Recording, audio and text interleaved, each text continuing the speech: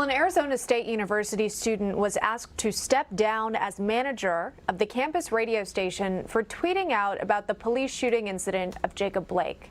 She tweeted a link to a New York Post article, which included the charges that Blake is facing, including sexual assault and domestic abuse, writing, "There's always more to the story, folks. Please read this article to get the background of Jacob Blake's warrant. You'll be quite disgusted." End quote. Joining us to discuss is RaeLee Klein. She's the student broadcaster at ASU. You tweeted out this story there, RaeLee. Thanks for coming on today's program here. And I just want to kind of get some background as to how this all played out. So you sent the tweet and you were asked to step down. Who made that call? Why did they say it? What really happened? Well, good morning. Thank you so much for having me on to share this story. So I tweeted this article a couple Saturdays ago. It was the 29th of August, and it immediately got a ton of backlash from students within the university. And then eventually it went all the way to the board of directors that I work with, who are my fellow students, asking for my resignation as well. What did they say they had such a problem with here? You're just pointing out, you tweeted a link to an article that had some background information on the charges that Jacob Blake is facing, and then you said, there's always more to the story here. What did they mention specifically what they had the problem with? They said that I had made students of color feel uncomfortable and offended, and that I would made the station feel unsafe for them to be involved in the radio station anymore, which was hard to hear for simply trying to share the facts of a story that was developing day to day. Yeah, and clearly I'm assuming that was your goal of doing that, right? Did you have a chance to kind of explain why you sent that tweet?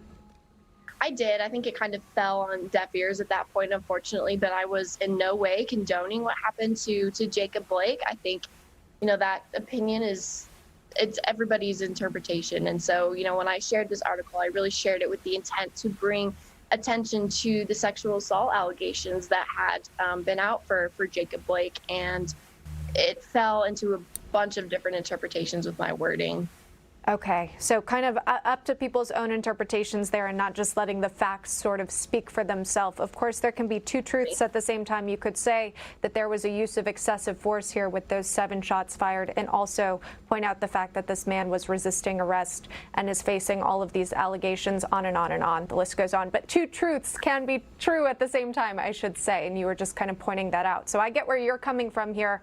I want to talk to you about maybe the rest of your staff members as well.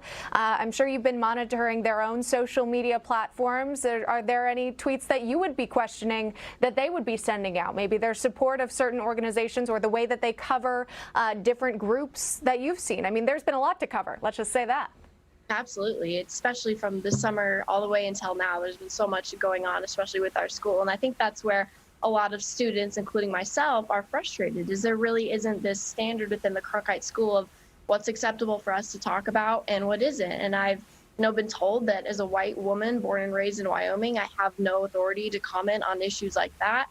But then some of my peers have, Black Lives Matter and defund the police straight in their bios. And so we're really just trying to understand what the standard is within our school and in our policy, because some of us are being held accountable and bullied into silence, while others have free range to speak about every topic under the sun. And so it's just frustrating. Yeah, I can understand that frustration, of course, because when you are saying and choosing to put that in your bio, it's almost as though you are supporting it enough to endorse it. And with those endorsements come potentially the assumption that you would stand for everything that's involved with the Black Lives Matter organization, which, if you read up on it, might come to surprise you that it means more than just calling for police reform, which I would encourage everyone to, of course, look into.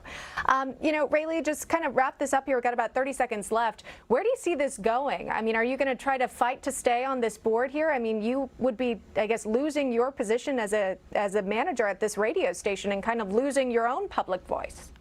Right. I've made it very clear that I have no intention of stepping down. I don't think what I did was within the means of removal by any standard. So the board and I have been going through multiple meetings and multiple discussions to try to find a way forward. Those steps have been very small, and the whole station and the school is calling us to make a decision as soon as we possibly can. And if we're not able to do that, then the dean of the school is going to have to step in and decide, one way or another, what this is going to look like moving forward. Wow. Is there a timeline on that?